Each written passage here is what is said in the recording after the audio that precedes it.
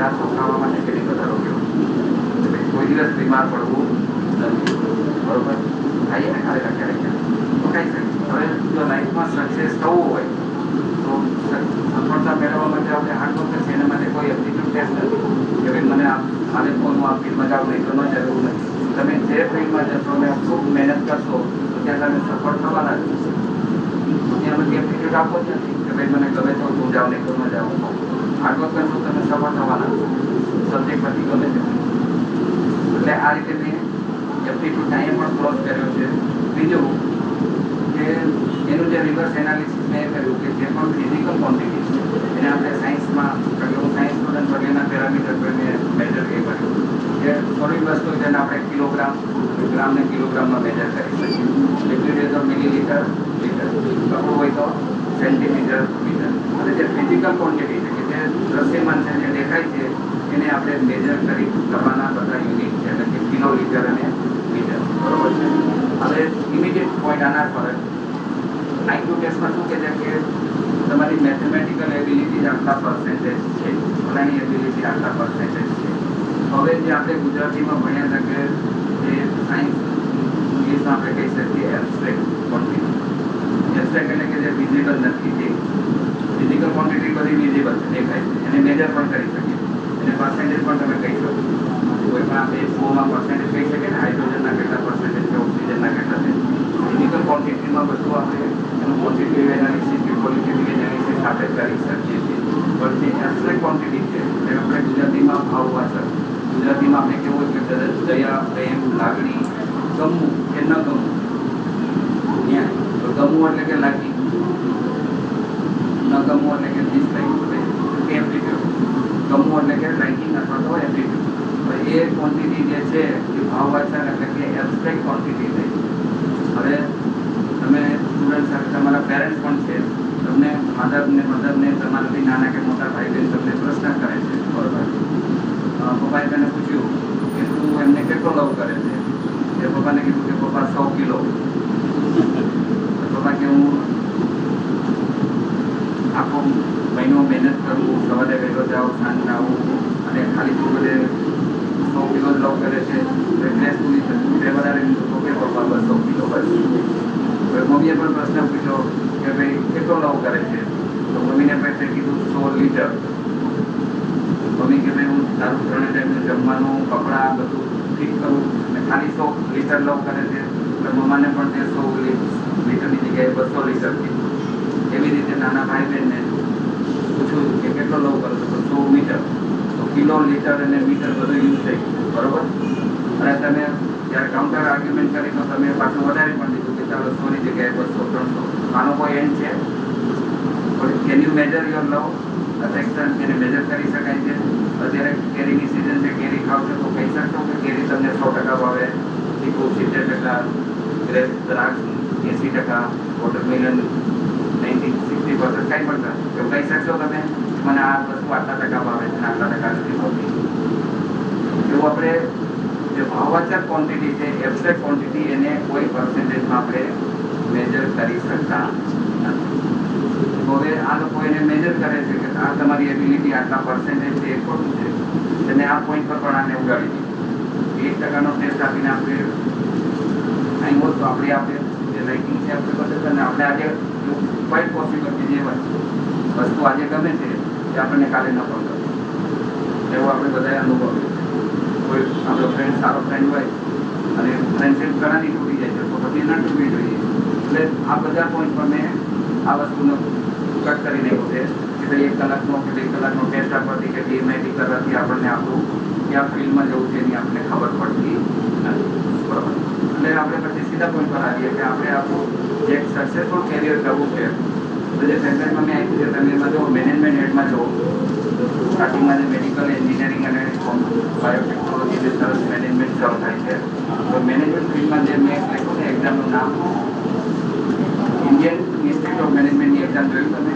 IIM management. હવે એની એક્ઝામનું નામ cat લખ્યું છે, CAT. કેટ એટલે બિલાડી. કેટનું ફૂલ ફોર્મ કેટલા લોકોને ખબર છે? Common admission test. Common admission test. હવે આ મેનેજમેન્ટ ઇન્સ્ટિટ્યૂટ કોલેજ એને પોતાની પરીક્ષાનું શા માટે રાખ્યું? જવાબ આગળ છે મારો.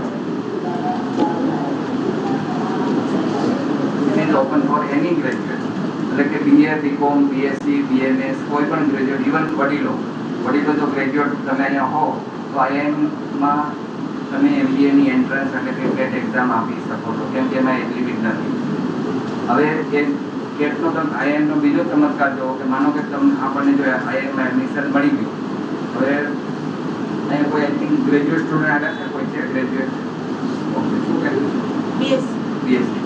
હવે BA, BSc કે BCom માં નોર્મલ ડિગ્રી થઈ. જેમ મેં કીધું કે આપણે એન્જિનિયર બનવું તો 12 થી 15 લાખનો ખર્ચો થાય, મેડિકલમાં 50 લાખ જેટલો ખર્ચો થઈ જાય, પણ નોર્મલ ડિગ્રી કર્યા પછી આપણને તરત નોકરી મળવાની શક્યતાઓ બહુ ઓછી છે.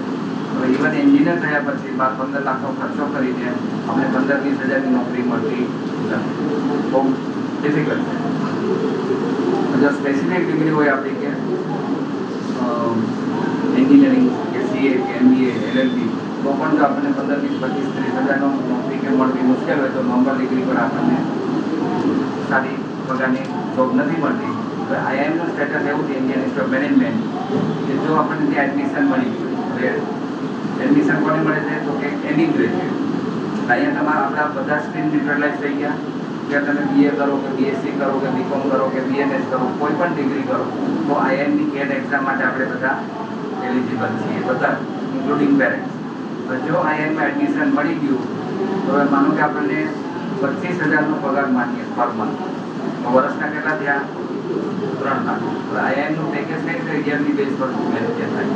હવે IIM-માં 100% જોબ પ્લેસમેન્ટ છે, 100%. કે આપણું હજી MBA પૂરું ન થયું હોય એની પહેલાં બધી મલ્ટીનેશનલ કંપનીઓ કે મોટી કંપનીઓ આવીને સ્ટુડન્ટ જેણે MBA, અને બધા 100%, એક પણ MBA પાસ આઉટ ત્યાંના એવા નથી કે જેને જોબ ન મળી. અને બીજું જે એવરેજ પેકેજ છે તો 25 થી 30 લાખ રૂપિયાનું છે. તમે ઇમેજિન કરો કે આપણને 25,000નો પગાર છે, સ્પેસિફિક ડિગ્રી કરી હોય લાઈક BSc અને એન્જિનિયરિંગ કે CA કે MBA કે LLB, તો 25,000 રૂપિયા પર મંથ આપણને નથી મળતા. તો અહીંયા 25,000 ગણ્યા તો 3 લાખ રૂપિયા વર્ષના. અહીંયા મિનિમમ 25 થી 30 લાખનું એવરેજ પેકેજ બધાને મળે છે. અને જો સ્ટુડન્ટ પોતે બીજા કેન્ડિડેટ કરતાં વધારે હોશિયાર હોય ભણવામાં તો 50 લાખ, કરોડ, 2 કરોડ, ઇવન 5 કરોડથી સ્ટાર્ટઅપ થાય. તો એવરેજ પેકેજ કઈ રીતે? હું તમને એક એક્ઝામ્પલ આપું. સાંભળો, ધારો 10 લાખ રૂપિયા અને 20 લાખ, 30 લાખ, 40 લાખ અને 50 લાખ, તો પાંચેની એવરેજ સેલરી કેટલી થઈ? 30 લાખ. એવરેજ ભાઈ એવરેજ કઈ રીતે કાઢી નીકળે? પહેલા બધાનો પ્લસ કરો, 10, 20, 30, 60, 40, 100, 50, 150 ડિવાઇડેડ બાય 5 તો 30. તો 25 થી 30 લાખ સેલેરી ત્યાં બધાને કોમન છે. તમે વધારે હોશિયાર હો તો 50 લાખ, કરોડ, 2 કરોડથી સ્ટાર્ટ થાય. તમે ઇમેજિન કરો કે આપણને વર્ષના 3 લાખ મેળવતા બહુ તકલીફ થાય છે બીજી ડિગ્રીઓ કરતાં, તો અહીંયા આપણને એનાથી 10 ગણું હાયર સ્ટાર્ટઅપ થાય છે. હવે બીજું એક થોડુંક આપણે કોઈ લૂઝ વાયર હોય ને ભૂલથી અડી જાય તો ઝટકો લાગે છે વાયર કરંટ ઇલેક્ટ્રિકનો, તો એક થોડોક ઝટકો આપો. આપણે ઇન્ડિયન ઇન જનરલ તમને હું કોઈને પિન પોઈન્ટ કરીને એમ ન કહી શકું કે ભાઈ તમે મૂર્ખ છો, ઇડિયટ છો. પણ આપણે ગુજરાતી નામ કેવું હોય હોલસેલમેન, સાગમ છે. તો આપણે ભારતીયો ઇન્ડિયન્સની મૂર્ખની કેટેગરીમાં આપણે નથી આવતા. તો આપણે કઈ કેટેગરીમાં આવીએ? આપણે લોકો મહામૂર્ખની કેટેગરીમાં એટલા માટે કે જ્યારે ગરમી છે જેથી કદાચ પીતા તો ત્યારે જેથી એક દોઢ લીટરની બોટલની કેટલી આવે? 60 રૂપિયા છે. જે હોય પણ હવે નાઇસર થિંગ કે રેવન્યુ ઓફિસર એની જે ટોટલ જે આપણે પ્રવાહી પીએ છીએ લિક્વિડ એની 40-50 પૈસાથી વધારે કોસ્ટ નથી. એના એ લોકો 50-60 રૂપિયા જે લે છે. તમે ઇમેજિન કરો કે એટલા માટે એક્ઝામ્પલ મેં સેટ કર્યું છે કે આપણને એમાંથી આપણને મોટિવેશન પણ મળે ને આપણે આપણા ડાઉટ બધા ક્લિયર થાય. એની જે ચીફ ઓફિસર છે ઇન્દ્રા નોઈ, તમિલનાડુની ઇન્દ્રા નોઈએ ઇન્ડિયાની 3rd રેન્ક આવ્યા, ફર્સ્ટ રેન્કમાંથી આવ્યા અમદાવાદ નંબર 1.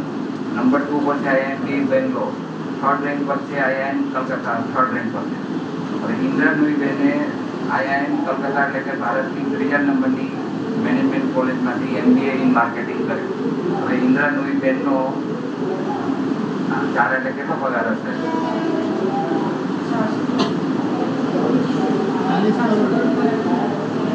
400 કરોડ બને. એની સેલેરી પ્લસ બસ અને ઇન્સેન્ટિવ. તો તમે ઇમેજિન કરો કે IIM ને એવા ઘણા એલ્યુમિનાઈ છે કે જે લોકોને 10, 20, 25, 50, 100 કરોડના પેકેજ એડવાન્સ લે છે. હવે જે IIMમાંથી મેં શું કીધું કે 100% જોબ પ્લેસમેન્ટ છે. જેમ અહીંયા આપણે બધા એકોમોડેટ થઈ ગયા એમ જો આપણને IIMમાં એડમિશન મળી જાય તો આપણે ભલે કરોડોનો પગાર નથી થતો, 25-30 લાખનો મળે તો કેટલા ડાન્સ કરે ન કરે, 30 લાખનો પગારનું પેકેજ મળે તો તમે ઇમેજિન કરો કે અહીંયા તો આટલાથી મિનિમમ સ્ટાર્ટઅપ છે we can land in crores. તો આ પોસિબલ ક્યારે છે કે એની તમે તૈયારી એડવાન્સમાં કરો છો અને તમે લોકો ઇન ટાઈમ જો બિફોર ટાઈમ ટ્રાય કેમ છે. કેમ કે જે 10મા છે એ લોકોને મિનિમમ તમે કોઈ પણ નોર્મલ ડિગ્રી કરશો તો પણ તમને 5 વર્ષનો જબરજસ્ત ટાઈમ છે. તો 5 વર્ષ એટલે આપણે કેવું હોય અમેરિકા પ્લેનમાં જઈને આપણે 16 થી 22 કલાકનો ટાઈમ લાગે જતા, અને તમારા માટે કેટલો ટાઈમ છે એને એ કરવા મને કીધું છે કે આપણે અમેરિકા 2 વખત જઈને પાછા આવી શકીએ 5 વર્ષમાં. એવું કેવું જેમ કે પ્લેનમાં જતા આપણને 16 થી 22 કલાક લાગે એટલે આપણે 1 અઠવાડિયાની અંદર 2 વખત પાછા જઈને આવી શકીએ ઇન્જિનિયરિંગ. જ્યારે હું શું કહું છું કે આપણી પાસે એટલો બધો ટાઈમ છે કે આપણે 5 વર્ષમાં અમેરિકાથી 2 વખત જઈને પાછા આવી શકીએ. કઈ રીતે એવું શા માટે સ્ટડી વગેરે પ્લેનમાં નહીં ચાલતા ચાલીને જઈએ આવીએ પાછા વળી પાછા જઈએ એટલે મીન્સ 2 વખત આપણે અમેરિકા પાછા જઈને આવી શકીએ એટલો આપણી પાસે જબરજસ્ત ટાઈમ છે. અહીંયા તમે જો તૈયારી ચાલુ કરો ભાઈ, હવે મેં શું કીધું કે why it is common admission test કે તો કોઈ પણ ગ્રેજ્યુએટ માટે ખુલ્લું છે. તમે BA હો, BCom હો, BSc હો, એન્જિનિયર હો, ડૉક્ટર હો તો તમે કઈ એક્ઝામ આપી શકો છો કે કેમ કે આગળ જઈને તમારે MBA કરવાનું આવશે ને આવશે. ઓનલી તમે કોઈ સ્પેસિફિક ફિલ્ડમાં ગયા હો જેના કહું અલગ વસ્તુ છે, બાકી કોઈ પણ નોર્મલ ડિગ્રીમાં જાઓ તો તમારે આ કરવું અત્યારે જરૂરી થઈ. હવે બીજું કે આનું પ્લાનિંગ તમે સ્ટ્રીમ ગમે તે હોય. હવે એક તમારી જાણ માટે કહી દઉં કે જે ટોપ લેવલના IIM ઇન્સ્ટિટ્યૂટ છે ત્યાં 60 થી 80% સ્ટુડન્ટ, કેટલા 80% સ્ટુડન્ટ ઓલમોસ્ટ બધા જ એન્જિનિયરો છે. ખાલી 15-20% બીજા જે અત્યારે હું છેલ્લા 15-20 વર્ષથી લખું છું એટલે બીજા ગ્રેજ્યુએટનું થોડું ઇન્ટેક વધ્યું છે કે ભાઈ તમે આનું પ્લાનિંગ પહેલેથી કરો. 5 વર્ષનો ટાઈમ છે.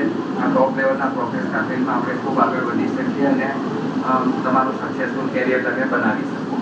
જેમ કે સ્ટ્રીમ ગમે તે હોય એનો કોઈ મિનિંગ નથી. તમે હવે આપણે જે અહીંયા તમને મારે ક્લેરિટી આપવાની છે આખી ટેસ્ટ કે આપણે ગુજરાતીમાં એવું કહેવાય છે કે સોનામાં સુગંધ પડે. આપણે ભાવતું આપણે મિક્સ વેજીટેબલ આવે આપણે જે આપણી પસંદગીની વેજીટેબલ આપણે પહેલાં ગોતીને ખાઈ જઈએ, બરોબર છે. એટલે તમે જો એવા ફિલ્ડમાં જશો કે જે તમને વધારે ગમે છે કે તમારી લાઇકિંગ છે કે તેમાં તમે ઓછી મહેનતે વધારે સારું રિઝલ્ટ આપી શકો છો તો એવા ફિલ્ડ આપણે ચોક્કસ પસંદ કરી શકીએ. પણ એનો જે મેં ટેસ્ટ નક્કી કેવો કર્યો છે કે નેચરલ ધ મુમેન્ટ આપણે કોઈ ડૉક્ટરને આપણી પલ્સ બતાવીએ, આમ હાથ પકડીએ એટલે કોઈ પણ દર્દી હશે એના 2 થી 5 બીટ્સ વધી જશે. જે નોર્મલ 72 બીટ્સ હોય છે હાર્ટ રેટ પલ્સ, તો જેવો ડૉક્ટર આપણું પલ્સ હાથમાં લેશે 2 થી 5 બીટ્સ આપણું હાર્ટ વધારી દેશે. કેમ કે એને થોડું એલર્ટ થઈ જશે કે કોઈ આપણો હાથ જરાક જોઈ લીધું ત્યારે આપણું થોડું વધી જાય. હવે અહીંયા મેં જે ટેસ્ટ સેટ કર્યો છે IQ ટેસ્ટ માટે એ ટોટલી નેચરલ, કોઈને ખબર પણ ન પડે કે એનો ટેસ્ટ થઈ ગયો અને તમને ક્લેરિટી કમ્ફર્ટ લેવલ તમને ખબર પડી ગઈ કે ભાઈ આપણે પર્ટિક્યુલર સબ્જેક્ટ છે કે સ્ટ્રીમ કે આર્ટ્સ કે કોમર્સ એમાં આપણે આપણું કમ્ફર્ટ ઝોન છે કે નહીં. તમારે તમને કેવું હોય કે અત્યારે દુનિયાની સૌથી મોંઘામાં મોંઘી કાર કઈ છે? બુગાટી કે 15-20 કરોડની કે જે પણ કોસ્ટ હશે દેટ ઇઝ ઇન ક્રોર્સ. 15-20 કરોડની કોસ્ટ હશે એક ગાડીની. તમારે કોઈનું છે કમ્ફર્ટ ઝોન ખરીદવાનું? એના હું આજે જરાક જાઉં છું ને તો સાંજના પછી લેતો આવીશ. નથી ને આપણું કોઈનું કમ્પ્યુટર, બરોબર છે. હવે મુકેશ અંબાણી એને વિચારવાનું થાય કે ભાઈ ના મારે હમણાં બજેટ નથી, હું પછી વિચારીશ. એને એને જે કોઈ પણ કાર લેવી હશે ગમે ત્યારે આખી ફેક્ટરી પણ ખરીદી શકે, બરોબર છે. પણ આપણું એ કમ્ફર્ટ ઝોન નથી. હવે અહીંયા આગળ મારી જે આઈક્યુ ટેસ્ટમાં શું સેટ કહે છે કે ભાઈ તમારું કમ્ફર્ટ ઝોન, કે તમે આર્ટ્સ, કોમર્સ કે સાયન્સમાં કયા સબ્જેક્ટમાં તમે વધારે કમ્ફર્ટ છો. કેમ કે મહેનત તો બધે જ કરવાની છે. એવું નથી કે તમે સાયન્સમાં જ્યારે મહેનત નહીં કરો ને તમને વધારે સ્કોપ મળી જશે અને આર્ટ્સમાં કોમર્સમાં ઓછી મહેનત કરશો ને સ્કોપ મળશે કે નહીં મળે, એવું નથી. બધે જ્યાં મહેનત કરશો ત્યાં તમને બધે સ્કોપ મળવાનો છે. હવે આ જ પોઈન્ટ પર કે હવે કે માનો કે તમે સ્ટ્રીમ ગમે તે પસંદ કરી, કોમર્સ હોય, આર્ટ્સ હોય કે સાયન્સ હોય, કારણ કે એન્જિનિયરિંગ સાયન્સમાં જઈને એન્જિનિયર થાવ તો પાછું પણ તમારે MBA કરવાનું આવશે. હવે અમેરિકન માર્કેટિંગ સ્ટાઇલ એવી છે કે હવે જે કોમર્સ ગ્રેજ્યુએટ, હું તો સાયન્સ સ્ટુડન્ટ છું, કોમર્સ ગ્રેજ્યુએટમાં એવું આવે છે બેસ્ટ સેલ્સમેન કોને કહેવાય કે જે એન્ટાર્કટિકા કે જ્યાં -80 ડિગ્રી ટેમ્પરેચર છે, માઇનસ, ત્યાં જઈને ફ્રીજ વેચી આવે, આંધળા માણસને અરીસો વેચી આવે અને જેને તાલ હોય એને કાસ્કો વેચી આવે ફોર્મ. તો એ બેસ્ટ સેલ્સમેન કહેવાય. એટલે અમેરિકન માર્કેટિંગ સ્ટાઇલમાં હવે MBBS ડૉક્ટરને કોઈ મેનેજમેન્ટ કરવાની જરૂર નથી, પણ એ લોકોએ નવા ડૉક્ટરો માટે ક્યાં મેનેજમેન્ટ કોર્સ પ્રિસ્ક્રાઇબ કર્યા છે કે હોસ્પિટલ એડમિનિસ્ટ્રેશન કે હોસ્પિટલ મેનેજમેન્ટ. તો બહુ મોટી હોસ્પિટલ હોય મલ્ટી સ્પેશિયાલિટી, તેની સમ એડમિનિસ્ટ્રેટર કે હોસ્પિટલ મેનેજર, તો જેનું મેડિકલ ફિલ્ડ હોય એ લોકોને માટે કે તમને વધારે સારો સ્કોપ મળશે. If you don't want to do practice તો જોઈન મેડિકલ એડમિનિસ્ટ્રેટર તરીકે હોસ્પિટલમાં કે હોસ્પિટલ મેનેજમેન્ટમાં કરો. એટલે એ લોકો માટે પણ મેનેજમેન્ટના કોર્સ એ લોકોના ગળામાં પણ નાખ્યા છે. એટલે ઇન શોર્ટ મારે કહેવાનું છે કે મેનેજમેન્ટને તમે કીધું ને કે ગમે ત્યાંથી તમે કંઈ પણ કરશો, અલ્ટિમેટલી આપણે MBA કરવાનું આવતું હોય છે જો આપણે વધારે સારું સક્સેસફુલ કેરિયર બનાવવું હોય તો, બરોબર.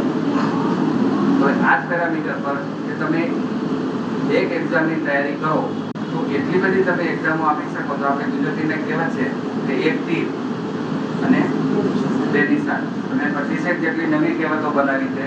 અહીંયા એક તીર અને 100 નિશાન. એક એક્ઝામની તૈયારી કરવાથી તમે 100 જેટલી એક્ઝામો આપી શકો ઇન અ યર, બરોબર. હવે એ જ પેરામીટરમાં આપણે જઈએ કે તમે સ્ટ્રીમ ગમે તે પસંદ કરશો, પછી આર્ટ્સ હોય, કોમર્સ હોય કે સાયન્સ હોય, બરોબર. હવે મેનેજમેન્ટની જે મેં તમને એક્ઝામ કીધી કે જે મેનેજમેન્ટ હેડ આપ્યું છે એમાં મેં ઇન્ડિયાની બધી જ ટોપ લેવલની મેનેજમેન્ટ કોલેજોના નામ લખ્યા છે. IIM છે નંબર 1. પછી નેક્સ્ટ બીજા નંબર પર છે XLRI, that is Xavier Labour Research Institute Jamshedpur, number 2 પર છે. સેકન્ડ કે થર્ડ રેન્ક પર અગેન IIT છે, પણ IITમાં છે ને only engineer can join for management, only engineer. બીજા માટે IITમાં MBA ન કરી શકે. તમે એન્જિનિયરિંગમાં જાઓ તો IITમાંથી પણ તમને જો IIMમાં એડમિશન ન મળે તો IITમાંથી પણ તમે MBA કરી શકો અને એનું સ્ટેટસ નેક્સ્ટ ટુ IIM છે. હવે એવું જ XLRI, એના પછી faculty of management studies new Delhi. ત્યાર પછી આપણે માનો કે આપણે ઇન્ડિયાની કોઈ ટોપ મેનેજમેન્ટ કોલેજમાં એડમિશન ન મળે તો મહારાષ્ટ્ર અને મુંબઈની આપણી ટોપ 5માં આપણે આવશે જમનાલાલ બજાર, પછી SP જૈન અંધેરી, ત્યાર પછી NM બારમા અને સોમૈયા એ વેલિંગટન. આ 5માં પણ જો આપણને ટોપમાં એડમિશન મળે તો પણ તમને આપણને 5-10 લાખ રૂપિયાથી લઈને 50 કે 70 લાખ સુધીના પેકેજ મળી જાય છે. એટલે ઓલમોસ્ટ 80-90-100%. બજારનું તો ઓલમોસ્ટ 100% આપણે પ્લેસમેન્ટ થાય છે. એટલે એની પણ તૈયારી સેમ છે. એવું નથી કે ગેટની પ્રિપેરેશન કે સબ્જેક્ટ ડિફરન્ટ બીજી એક્ઝામોના મહારાષ્ટ્રની આપણે CET છે, common entrance test for MBA. એટલે તમે ગેટની તૈયારી કરો એટલે CET આવી ગઈ, સિમેન્ટ આવી ગઈ, મેટ આવી ગઈ, ઇવન ફોરેનમાં ભણવા જવું હોય તો GRE સિમેન્ટ પણ આવી ગઈ. ગ્રેજ્યુએટ રેકોર્ડ એક્ઝામ એ રહેશે તો લાસ્ટમાં લખ્યું છે એબ્રોડ ગોઈંગ એક્ઝામ. સિમેન્ટ એટલે ગ્રેજ્યુએટ મેનેજમેન્ટ એપ્ટિટ્યૂડ ટેસ્ટ. એટલે જેટલી પણ ટોપ લેવલની એક્ઝામો છે બધી કવર થઈ ગઈ. એટલે અહીંયા પણ જે તમને સબ્જેક્ટ છે એ મેથ્સ, ઇંગ્લિશ અને લોજિકલ રિઝનિંગ એટલે કે તર્કશક્તિ એ આવવાના છે આપણે, બરોબર. એટલે તમે એક એક્ઝામ માટે તૈયારી કરો એટલે મેનેજમેન્ટની બધી જ એક્ઝામો કવર થઈ ગઈ. હવે હમણાં છેલ્લા 10 વર્ષથી જે વધારે સ્કોપ વધ્યો છે એ કોમન લો એડમિશન ટેસ્ટ. તમે LLB કરો છો ત્યારે LLBમાં પણ સારો સ્કોપ છે. એમાં જો આપણને નેશનલ લેવલની લો કોલેજમાં એડમિશન મળી જાય LLB એટલે એક તો આપણું 1 વર્ષ 25 કેમ કે નોર્મલ આપણે LLB કરવું હોય તો ડિગ્રી કર્યા પછી બીજા LLB ના 3 વર્ષ છે, જ્યારે નેશનલ લો સ્કૂલમાં 12 પછી આપણે 5 વર્ષમાં આપણે BLS LLB થઈ જઈએ, એટલે 1 વર્ષ આપણું બચે. તો એને માટે પણ કે કોમન સબ્જેક્ટ છે એ આ બધા છે, એટલે કે મેથ્સ, ઇંગ્લિશ ને લોજિકલ રીઝનિંગ, કે જેની તૈયારી આપણે અહીંથી અત્યારથી તમે લોકો સ્ટાર્ટ કરી શકો. હવે અહીંયા આપણે એક એક્ઝામની તૈયારી થઈ, આના બેઝ પર તમે ઘણું બધું તૈયારી કરી શકો. હવે અગેન કે જેના માટેની મારી મેઇન લાઇબ્રેરી છે કે IAS ઓફિસર માટે, આપણે ગુજરાતીઓ વધારે આનું મહત્વ પણ સમજતા નથી અને એના માટે પ્રયાસ પણ કરતા નથી. હવે કદાચ તમને ખ્યાલ હશે ટેટટોક નામ સાંભળે છે ક્યારે? એ ઇન્ટરનેશનલ પ્લેટફોર્મ છે. હવે ટેટટોક એ લોકોએ મારો ઇન્ટરવ્યૂ લીધેલો કે importance of Indian civil service IAS માટે. હવે IAS એક્ઝામ એવું છે કે તમને થોડું મહત્વ કહીએ તો તમને એનું વધારે કોઈ આપણે સારી હવે છોકરા તરીકે કોઈ રૂપાળી બ્યુટીફુલ છોકરી તો થોડા એટ્રેક્ટ આવે, આપણે આમ સરખું જોવાનું તો પાછા ફરીને પણ જેન્ટ્સ જોતા હોય છે ઘણી વખત. તો જેટલું વધારે સારું એટલું આપણું એટ્રેક્શન વધારે હોય, બરોબર છે. હવે તમને હું IASનું ઇમ્પોર્ટન્સ કહું, જેમ મેં તમને IIMનું ઇમ્પોર્ટન્સ કીધું કે ભાઈ IIMનું સ્ટેટસ શું છે કે 100% જોબલેસ હોય અને એવરેજ કે ભાઈ 25 થી 30 લાખ તો બધાને મળવાનું છે, અને વધારે ઇન્ટેલિજન્ટ હોય તો 2-5 કરોડ 10 કરોડથી પણ આપણે સ્ટાર્ટઅપ થઈ શકે. હવે આ IIM કરતા હજાર નહીં પણ લાખ ગણી જે પાવરફુલ પોસ્ટ છે, લાખ ગણી. સમજો કે IIM જસ્ટ નથી. હવે એવી પોસ્ટ માટે પણ આપણે વધારે માહિતી કે અવેરનેસ ધરાવતા નથી. પણ એ પોસ્ટ છે એક IAS ઓફિસર, બરાબર. તો એનું મારે મહત્વ સમજાવવું હોય તો થોડુંક એટ્રેક્શન બતાવવું પડે, એનું કેમ થવું પડશે. તો એના માટે એક અગેન તમારું લોજિકલ શક્તિ થોડીક વધશે. માનો કે આપણે ગુજરાતી આપણે બોલીએ છીએ, તમે કચ્છી બોલો. હવે કોઈ ભણેલ વ્યક્તિ ન હોય ગુજરાતી કે પણ હોય તો ગુજરાતી બોલી શકે, ગુજરાતી સમજી શકે છે, પણ લખી જ નથી શકતા કેમ કે ભણેલ લિટરેટ નથી, ઇલિટરેટ છે. પણ ગુજરાતી સમજી શકે છે, ગુજરાતી બોલી શકે છે. એવો જ કોઈ મહારાષ્ટ્રીયન પર્સન હોય એ મરાઠી બોલી શકે છે, મરાઠી સમજી શકે છે, પણ લખી વાંચી શકતા નથી. તમારા માટે ક્વેશ્ચન એ છે કે સૌથી ઇઝી લેંગ્વેજ કઈ, સરળ ભાષા? હિન્દી. સાઉથ વાળાને કહે તો હિન્દી લે કે છે માતૃભાષા. સૌથી સરળ ભાષા છે માતૃભાષા. કોઈને ભણેલા ન હોય તો પણ માતૃભાષા બધાને આવડે છે. હવે અહીંયા હવે તમને ક્વેશ્ચન આવશે તર્કશક્તિનો કે એક એવી ભાષા છે જે માતૃભાષા કરતા ઇઝી છે. Language easier than mother tongue કઈ?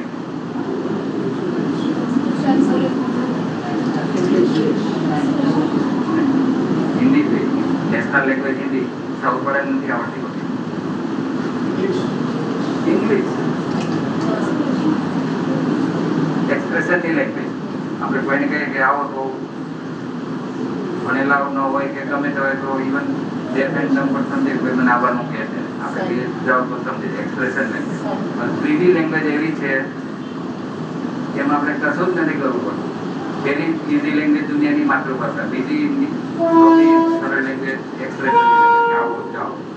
દુનિયાની ત્રીજી ભાષા એવી છે કે જેમાં આપણે કંઈ જ નથી કરવું પડતું છતાંય આપણને સમજમાં આવે. એ કઈ ભાષા છે? એ એક્સપ્રેશન જ છે. બરાબર. હવે હું તમને હિન્ટ આપું છું, ક્લુ. માનો કે મને લાલજી સર ઘણા વખતથી ઓળખીએ છીએ, મને બહુ અર્જન્ટ જરૂર પડી, મેં લાલજી સરને કીધું કે સર મને બહુ પૈસાની જરૂર છે, આપો, હું તમને 15 દિવસમાં પાછા આપી દઈશ. લાલજી સરે મને આપ્યા. હવે 15 દિવસ પછી મેં રિટર્ન પણ નહીં કર્યા પૈસા, કટેસી કોલ પણ નહીં કર્યો કે સાહેબ હમણાં નથી થઈ વ્યવસ્થા, થોડુંક જાણી જાઓ પછી આપો. હવે 6 મહિના પછી લાલજી સરનો ફોન આવે છે મારા મોબાઈલમાં, ડિસ્પ્લે થાય છે એમનું નામ. તો હવે તમારા માટે ક્વેશ્ચન એ છે કે લાલજી સર મને પહેલો પ્રશ્ન શું પૂછે કયો છે? મને મેં તમને ડેટા આપ્યા બધી સિચ્યુએશન મેં તમને કીધું કે ભાઈ મેં પૈસા ઉધાર લીધા, 15 દિવસનો વાયદો કરીને રિટર્ન ન કર્યા, કટેસી કોલ પણ ન કર્યો, 6 મહિના પછી એનું મારા મોબાઈલમાં નામ ડિસ્પ્લે થાય છે. તો લાલજી સર મને પહેલો સવાલ શું કરશે કયો? હવે જો બધાનો જવાબ સાચો છે, બરોબર, પૈસા ક્યારે પાછા આપો. હવે મેં કઈ વાત કરી, ખાલી નામ આવ્યું મને ખબર પડી ગઈ કે લાલજી સર મને શું પૂછવાના છે, બરોબર.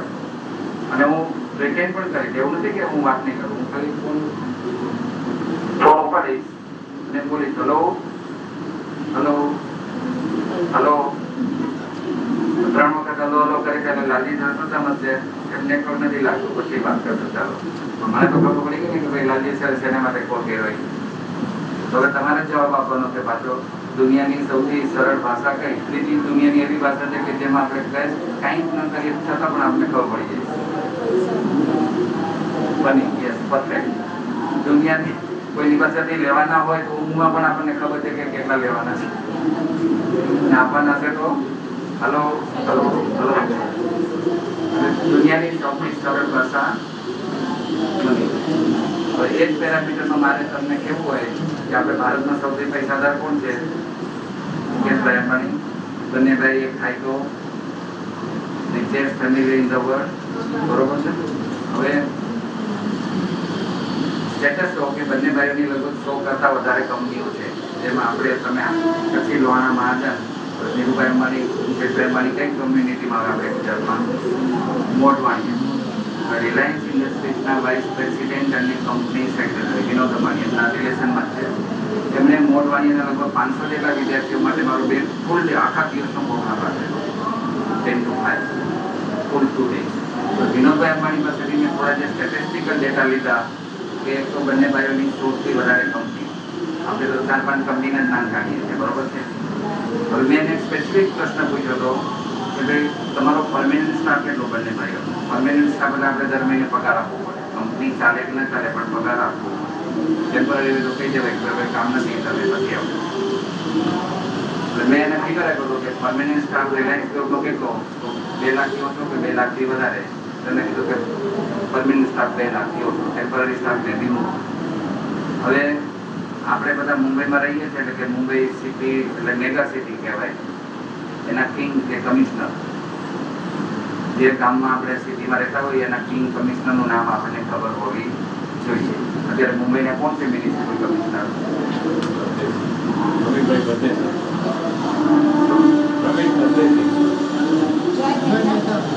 નેતા 15 દિવસ પહેલા ટ્રાન્સફર થઈ ગયા. અત્યારે પ્રવીણ પરદેશી છે, જે મ્યુનિસિપલ કમિશનર, એક IAS ઓફિસર છે. હવે મિત્રો તમારા માટે સીધો એરિથમેટિક ક્વેશ્ચન કે એના અંદરમાં 2 લાખથી વધારે લોકોનો સ્ટાફ છે, તો who is more powerful? Richest family એટલે કે અંબાણી ફેમિલી કે મ્યુનિસિપલ કમિશનર? એટલે એક વ્યક્તિના અંદરમાં 2 લાખથી વધારે લોકોનો સ્ટાફ છે.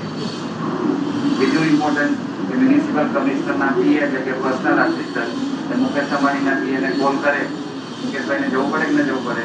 BMC ઓફિસ જવું પડે. ત્રીજું ઇમ્પોર્ટન્ટ એ હતું કે જે મોદી ગવર્મેન્ટે ગયા વર્ષે કાઢી નાખી. મુકેશભાઈની પોતાની બુલેટ પ્રૂફ ગાડીઓ 5-10 કરોડની એક ગાડી હશે, પણ એ ક્લેમ ન કરી શકે કે ભાઈ હું ઇન્ડિયામાં સૌથી રીચ છું એટલે મારી ગાડીમાં લાલ બત્તી રાખી શકે તો ટ્રાફિક આરટીઓવાળા પેનલ્ટી કરે. હવે અહીંયા આ ત્રણેય સ્ટેટસ શું કરે છે? કોઈ મોર પાવરફુલ? એક IAS ઓફિસર. તમારા માટે અહીંયા મોરલ મેસેજ મેં આ એક્ઝામ્પલ એટલા માટે સેટ કર્યું છે કે તમને થોડું એટ્રેક્શન થાય, તમને એમ થાય કે કેટલી પાવરફુલ ફોર્સ છે. હું એટલા માટે કહું છું કે બીજું એક આનાથી વધારે મોસ્ટ પાવરફુલ એક્ઝામ્પલ 8મી નવેમ્બર 2016 શું થયેલું? કોણે કરી હતી? બધા બિલ મોદી સાહેબના નામે ફાટશે. મોદીજીએ ખાલી સિગ્નેચર કરી હતી ઓર્ડર પર, પણ એનું બધું જે પ્લાનિંગ કર્યું તે આપણા લોહાણા જ હતા. હસમુખ ગઢિયા, ભારત સરકારના ministry of finance department of રેવન્યુના head, that is revenue secretary. Bharat સરકારનો એટલે કે મારો જ main department custom, income tax, central excise ને સર્વિસ ટેક્સ મળીને GST થયું. તો એન્ટાયર ડિમોનિટાઇઝેશન નોટબંધીનું કે GSTનું ઇમ્પ્લિમેન્ટેશન કોણે કર્યું? હસમુખ ગઢિયા, એક IAS ઓફિસર. જેવા મોદી PM બન્યા એટલે ગાંધીનગરથી હસમુખભાઈને સીધા દિલ્હી લઈ ગયા. મિનિસ્ટ્રી ઓફ ફાઇનાન્સ એટલે આપણા 26 લાખ કરોડની ministry, central government finance ministry. 1 crore 1 lakh crore એવા 26 લાખ કરોડના હેડ હસમુખ અઢિયા એમના બધું પ્લાનિંગ કર્યું. 2 વર્ષ લાગ્યા હતા ડિમોનેટાઇઝેશનનું બ્લુપ્રિન્ટ, એટલે આર્કિટેક્ટ જે નકશો બનાવે ને બિલ્ડિંગનો, તેમ ડિમોનેટાઇઝેશનની બ્લુપ્રિન્ટ બનાવતા 2 વર્ષ લાગેલા. તો એ બનાવી હતી હસમુખભાઈ અઢિયા, એક આઈએસ ઓફિસર. અને પાવર જો કે એક આઈએસ આઈપીએસ ઓફિસરના કેટલા પાવર હોય છે કે જે કરી શકે. જીએસટી બધું એમને ઇમ્પ્લિમેન્ટેશન કર્યું. હવે એ મારે અહીંયા લિંક શા માટે કહું છું કે જેથી તમને મોરલ સજેશન પણ મળે, તમને મોટિવેશન પણ મળે કે તમે ફ્યુચરમાં એક સબ્જેક્ટ કેટલું બધું કરી શકો. એટલા માટે મેં લિંક કર્યું છે કે જે ટોપ લેવલની જે આઈએસ એક્ઝામ છે જેનું મેં તમને ઇમ્પોર્ટન્સ કીધું, એની તૈયારી કે સિવિલ આપણે આઈએસની તૈયારી લો કે પછી ગવર્મેન્ટના કોઈ પણ તમે ડિપાર્ટમેન્ટ લો, પછી custom officer, income tax, CBI, GST, DRI, bank officer કે ઇન્સ્યોરન્સ કે કોઈ પણ રેલવે કે ડિફેન્સ બધું આવી ગયું. એ સિવાયની જે ટોપ લેવલની પ્રોફેશનલ એક્ઝામો મેં જે તમને કીધી જેથી એમબીએની કે કોમન એડમિશન છે, આ બધાનું ભણવાનું સબ્જેક્ટ, સિલેબસ અને એક્ઝામ પેટર્ન બધું જ સેમ છે.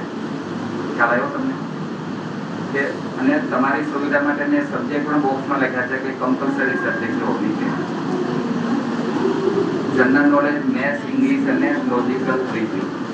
આ જે 4 સબ્જેક્ટ છે, આ 4 સબ્જેક્ટનું જે લેવલ છે સ્ટાન્ડર્ડ એ 12માં 12 થી હાયર નથી.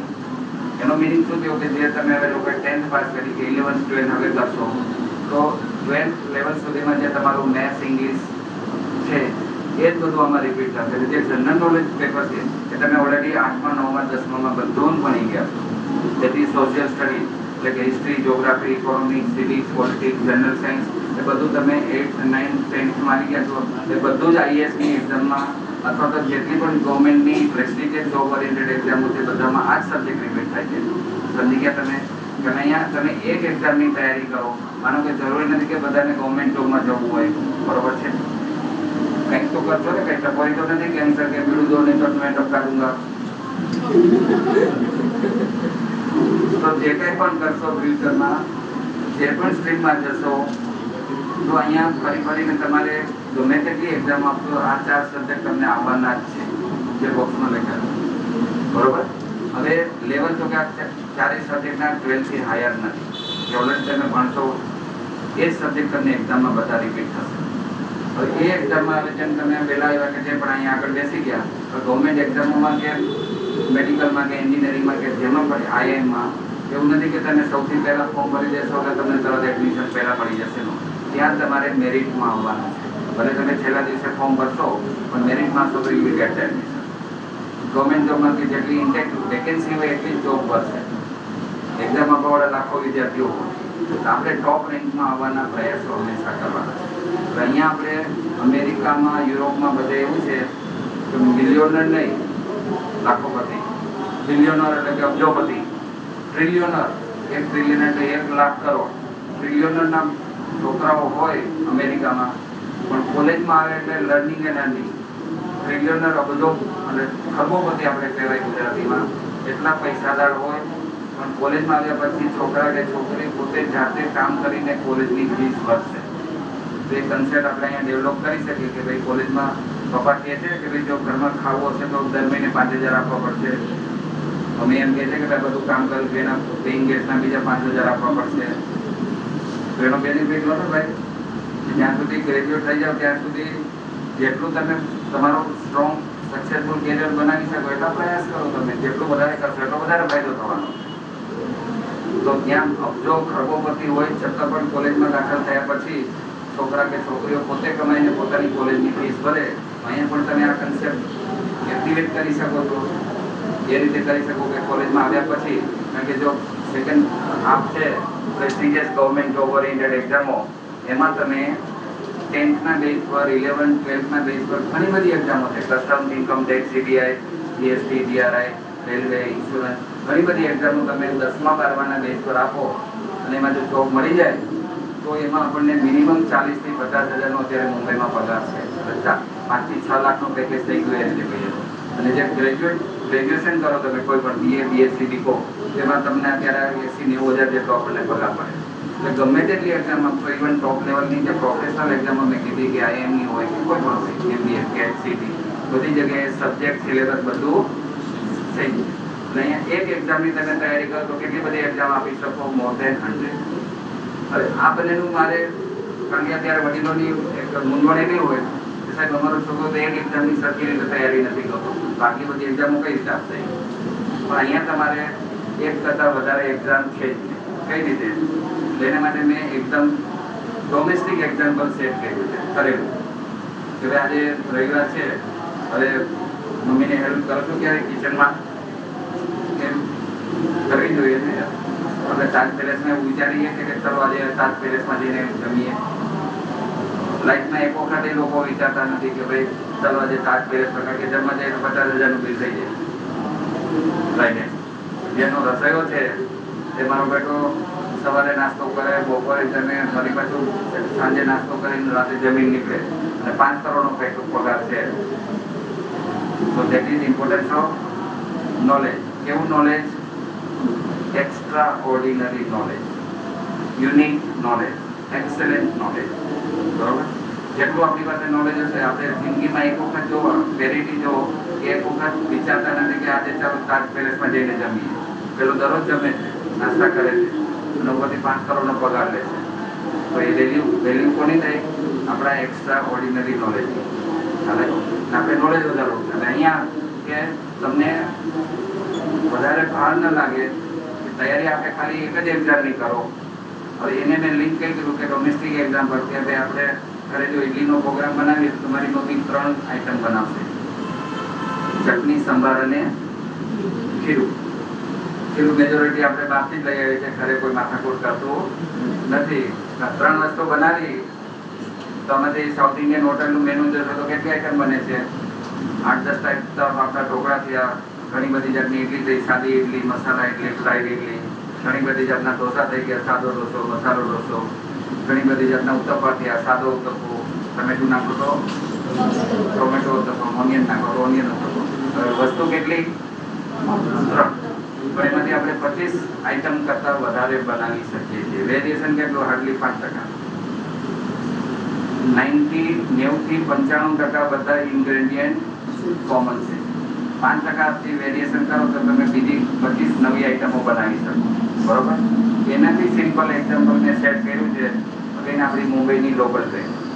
95% લોકો સેકન્ડ ક્લાસમાં ટ્રાવેલ કરે છે. ટ્રેનમાં ખાલી 2 જ ક્લાસ છે, સેકન્ડ ને ફર્સ્ટ. હવે જલ્દી જવું હોય, મોડું થતું હોય, ટ્રેન જસ્ટ સ્ટાર્ટ થવાની તૈયારીમાં છે, આપણે બેથી ઉતરીને ફટાફટ દોડીને બેસી ગયા, ખબર છે ફર્સ્ટ ક્લાસ છે છતાંય બેસી ગયા, એ દેખા જાયગા. જેવા ઉતરે એવા ટિકિટ પ્લીઝ દો, પાસ. કે સેકન્ડ ક્લાસ ટિકિટ સેકન્ડ ક્લાસનું છે તો ફર્સ્ટ ક્લાસમાં બેઠા હતા એટલે પેનલ્ટી ભરવી પડશે. એનાથી રિવર્સ મોડું થતું તો પાસ કે ટિકિટ ફર્સ્ટ ક્લાસનો હતો, બેસી ગયા સેકન્ડ ક્લાસમાં, તો કેટલો પેનલ્ટી લાગશે? કઈ નહીં છે. કારણ શું? ફર્સ્ટ ક્લાસનો પાસ કે ટિકિટ હોય તો આપણે સેકન્ડ ક્લાસમાં બેસીએ તો પેનલ્ટી નથી લાગતી. સેકન્ડ ક્લાસનો પાસ કે ટિકિટ હોય ફર્સ્ટ ક્લાસમાં બેસીએ તો પેનલ્ટી લાગે છે. ટિકિટ હોવા છતાં પણ પેનલ્ટી લાગે છે. કેમ?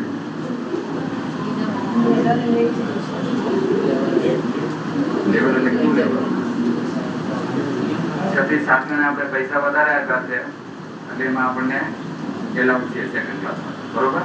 હવે બધા ફિમેલ લેડીઝો બધી ખુશ થઈ જશે કે બિચારા જેન્ટ્સ પાસે ફર્સ્ટ ક્લાસનો પાસ હોય તો પણ આપણે લેડીઝના સેકન્ડ ક્લાસમાં અમે લોકો ટ્રાવેલ કરી શકતા નથી.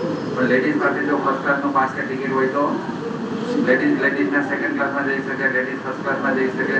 લેડીઝ જેન્ટ્સના ફર્સ્ટ ક્લાસમાં જાય તો કોઈ છે પેનલ્ટી છે લેડીઝને? Ladies can travelling gents first class also without any penalty. બરોબર? એટલે આ બધી એક્ઝામોનું સિમ્પ્લિફિકેશન શું થયું? આ બધી એક્ઝામો કેવી છે કે ભાઈ મુંબઈમાં લેડીઝનો ફર્સ્ટ ક્લાસનો પાસ કે ટિકિટ, લેડીઝને જે કમ્પાર્ટમેન્ટમાં જવું હોય લેડીઝ ટ્રાવેલ કરી શકે. એમાં તમે ખાલી તમે ડિસાઇડ કરો કે સર મારે આઈએએસ ઓફિસર બનવું છે કે મારે આઈઆઈએમમાંથી એમબીએ કરવું છે, જેમાંથી એક જ પસંદ કરવાનું છે. Whatever you like it. બરોબર? જે પસંદ કરો અને એની તૈયારીમાં તમે લાગી જાઓ, બરોબર, તો તમે બધી જ એક્ઝામ આપી શકો. હવે મેં જે કીધું ને કે ભાઈ આપણી કલ્ચર એવું છે ભારતીય કે નામ એવા ગુણ.